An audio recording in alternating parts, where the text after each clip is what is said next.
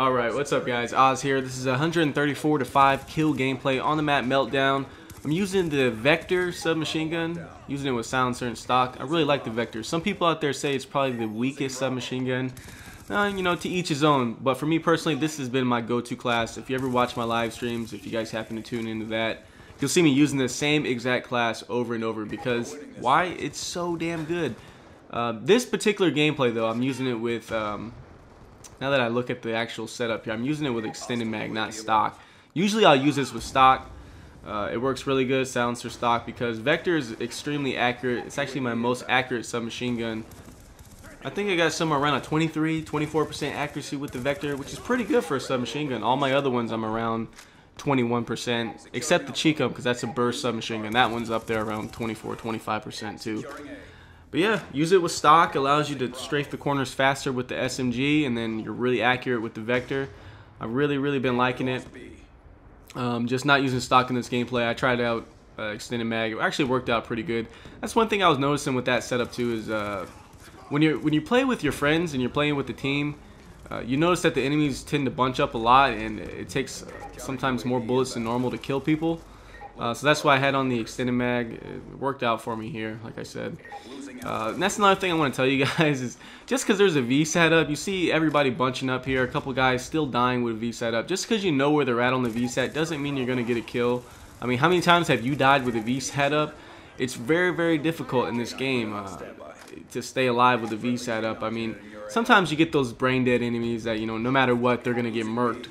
But most of the time, damn, it's hard. You know, you wouldn't think with a VSAT up, you'd struggle to get kills. I mean, you would think with a couple VSATs up every game, somebody would be able to break 250, 300 plus kills.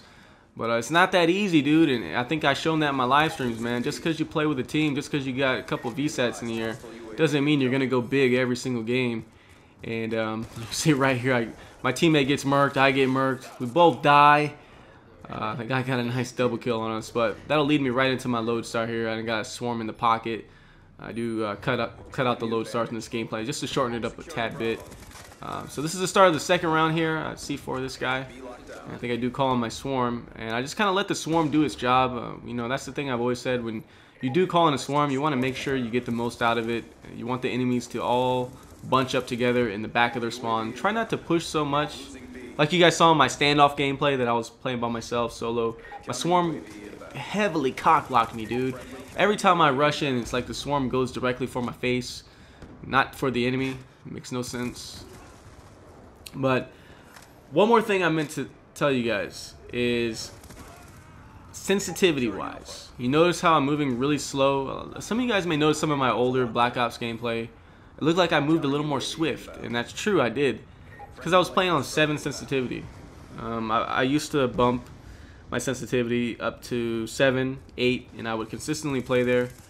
But I think I was watching some of the pro players' live streams, and just me watching them play and how they move and the style of gameplay they had, I decided to give it a go. So I lowered my sensitivity down from 7 down to 4, which is about the equivalent of a 2 in all the other Call of Duties. I did play Black Ops 1 on a 2, and I always preach low sensitivity. Gives you a higher accuracy, and it's the same thing in Black Ops 2. I personally find that I am more accurate with a lower sensitivity than not. I feel like I get more consistent kills on a lower sensitivity, but I'm not able to do the things that I was able to do before. And you guys will see the very next gameplay I'm going to upload. I had a game today where I bumped it back up to 8. And it's kind of like that movie Unleashed with Jet Li, you know, where he had the collar on his neck.